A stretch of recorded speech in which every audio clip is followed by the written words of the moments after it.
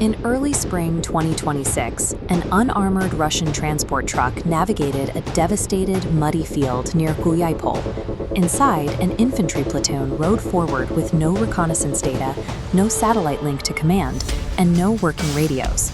They drove directly into a prepared Ukrainian kill zone, and within seconds, artillery and drones obliterated the vehicle. Plotting Russian territorial gains against daily casualty rates reveals the macro-level reality. For the first time since August 2024, the line for territorial control dips into negative territory.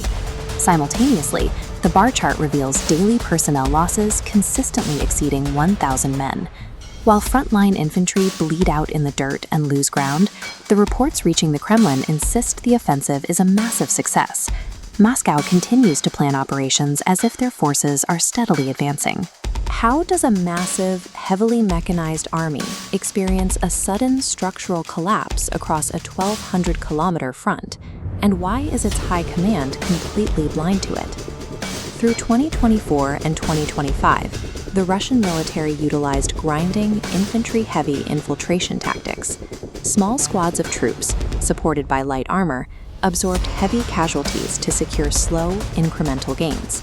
But massive military organizations do not degrade gradually. They represent nonlinear decay. A military is a complex web of interconnected nodes: logistics, communications, junior officers. They absorb immense external pressure until a critical node snaps, causing the entire structure to shatter at once. Analysts using standard models spent years predicting a slow, drawn-out war of attrition. They assumed a relatively static frontline meant a stable, functioning military force. Moscow still possesses a vast numerical advantage in troops and shells, but the internal systems of coordination and reporting have broken down, rendering those raw numbers unusable on the battlefield.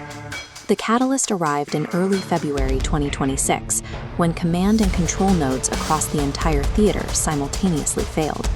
For 2 years, Russian forces relied on thousands of smuggled Starlink satellite terminals to bypass their own unreliable radios. Then, SpaceX implemented a strict whitelist protocol. In an instant, 90% of the illicit terminals operating in Russian hands went dark. Almost simultaneously, the Kremlin inadvertently crippled its own troops. In an attempt to control domestic information, Moscow banned Telegram, the exact messaging app Russian units were using to share targeting data and coordinate assaults.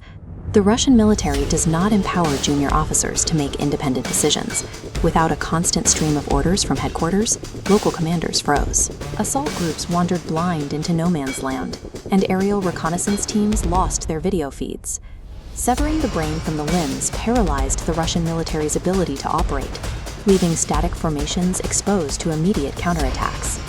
Ukrainian unmanned systems forces capitalized on this sudden blindness. Under commanders like Major Robert Magyar Brovdi, they achieved total tactical drone overmatch, turning contested gray zones into permanent kill zones, where Russian infiltrators were destroyed before they could dig in. This top-down map of the 1,200-kilometer front reveals how tactical overmatch scaled into a massive operational advantage.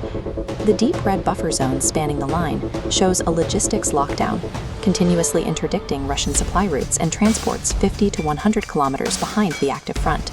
At the macroeconomic level, Ukrainian deep strike drones bypassed the battlefield entirely to hit primary crude distillation units at vital energy facilities in Volgograd and Tuapse. These strikes severely reduced refining capacity, draining the petrostate revenues the Kremlin relies on to fund its operations. This fractured the domestic dual economy, inflating the costs of civilian goods to sustain military production. With the front paralyzed by a communications blackout and the rear burning from deep strikes, the Russian military apparatus entered a period of rapid deterioration. The communications blackout triggered a severe psychological reaction among Russian commanders.